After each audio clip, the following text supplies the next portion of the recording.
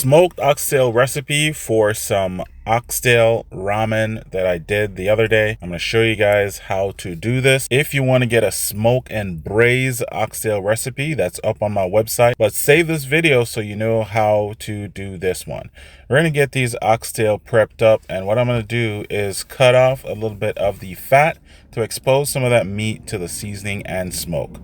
Because I'm not going to braise it, I really want to get that flavor into the meat itself so that it is impactful in the soup.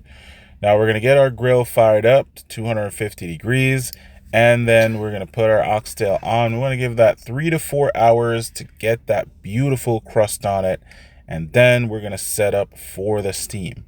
We're using an aluminum foil pan, but you can use whatever pan you want. Put down a wire rack, and then you're going to put water underneath that so that it can steam.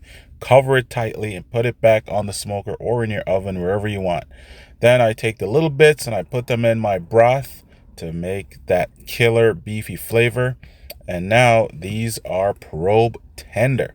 That's what you want on your oxtail ramen. Follow me for more. Check out the full recipe.